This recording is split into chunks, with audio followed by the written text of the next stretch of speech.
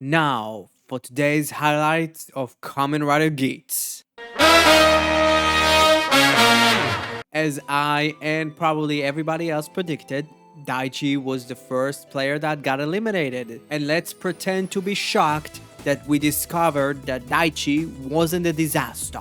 But the episode itself was surrounding Keiwa trying to clear his name from being the disaster. He finally got to have a conversation with Kekera that not only would lead Keiwa playing the game more efficiently, but also kind of retconning the entire luck that Keiwa had with the boost buckle, with Kekera pretty much telling Keiwa is like, hey dude, I'm the guy that gave you the boost buckle all this time and you've been slacking since Girori got the boot. And in the final round of the game, Keiwa finally proved himself by scoring the final goal. And also he got the main character broken helmet shot. Well, he is the main character, right? Right now, he and Azuma are the most interesting characters because everybody has been kind of slacking since the new Game Master kind of appeared because, oh boy, this episode was okay.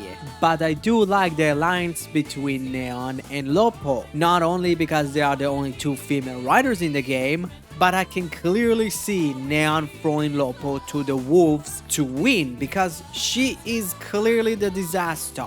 And if you actually thought that it was Daichi, you just want to be, oh, I am thinking not like everybody else. I don't see it being Lopo because she's playing it very generous and very much like it's very much her. Ace is too much of an obvious choice. Keiwa could have been interesting because he's very much trying to play a character that he's not, but it clearly is Neon, so don't ever think about anything else. And now to the Yamato part. We didn't got a lot.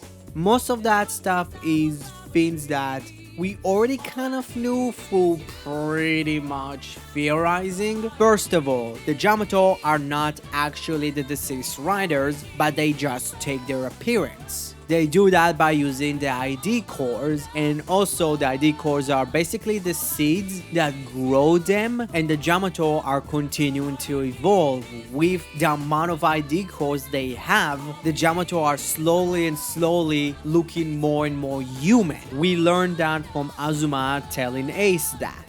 Now to the most interesting part, and that is Niramu putting Azuma back into the Yamato world. Not only saying that he would be reborn as a Yamato, whatever that means, but also it would be cheap to the game if the dead riders would return. Right, Yuya? Jin. Laser. And probably all of that is connected to the new character that is being shown in the preview.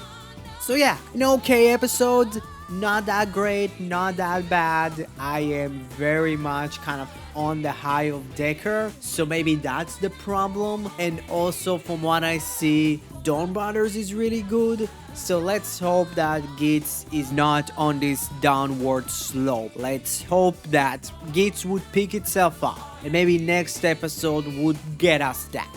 So yeah, what did you find about this episode of Geats? Comment below, let me know. Like the video if you liked it. Tell me what I was wrong about this week. And also subscribe to my channel if you didn't. Have a great rest of your day.